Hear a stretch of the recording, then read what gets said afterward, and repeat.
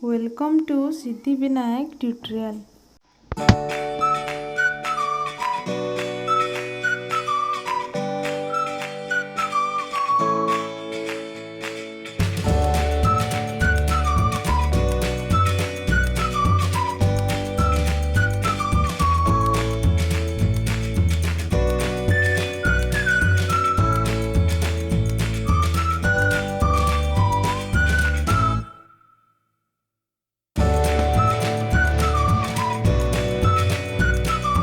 आज आम करवा सरस्वती गणितमाला क्लास 3 रो पूर्वपाठ आलोचनार 6 नंबर रु 10 नंबर पर्यंत।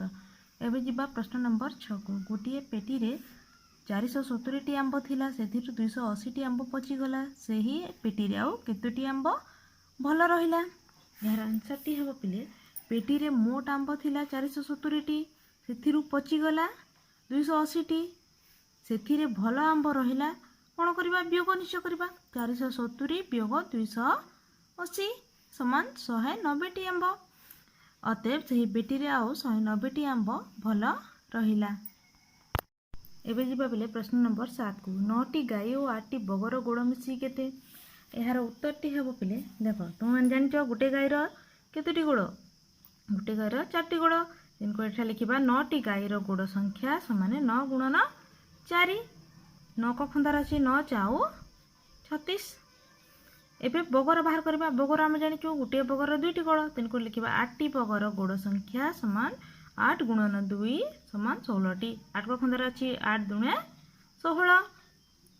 लागले तापर कोन कहछि से गाई और बगर गोड़ संख्या मिसी केते कहछि मिसी अर्थ एठारे कोन जोग करनेबा लिखिबा 9 टी गाई और 8 टी बगर गोड़ मिसी 36 जोग 16 समान 52 टी गोड़ अतएव 9 टी गाई और 8 टी बगर गोड़ मिसी 52 टी। एबे जीवा प्रश्न नंबर 8 को गुटिए नड़िया रो दाम 9 टंका महेश गुटिए दुकान रु 60 टी नड़िया किनी दुकानी को 200 टंका देला दुकानी ताकू केते टंका फेराई थिबो। यार आंसर टी हेबो पिले देखो गुटिए नड़िया रो दाम दे दीची 9 टंका एबे काण करबा 60 नड़िया रो दाम बाहर करबा 60 नड़िया रो दाम बाहर कर कोन हेबो गुणन निश्चय हेबो 60 नड़िया रो दाम समान 9 गुणन 7 हेबो काकी हम 1 टी रो जानिचू 60 रो बाहर करले गुणन हेबो 9 गुणन 7 समान 63 9 को खंदार अछि 9 7 63 टंका हैला। एबे महेश दुकानी को केते टंका देला 200 टंका देछि दुकानी फेराइबो अर्थात वियोग हेबो निश्चय दुकानी फेराइबो समान 200 वियोग 63 टंका समान 137 टंका एबे लिखिबा अतएव दुकानी ताकू 137 टंका फेराई थिबो। देखो पले एबे जीवा प्रश्न नंबर 9 को मधु साधु और मदन रो वर्तमान बयस मिसी 35 वर्ष 6 वर्ष परे सेमानकर बयस मिसी केते हेबो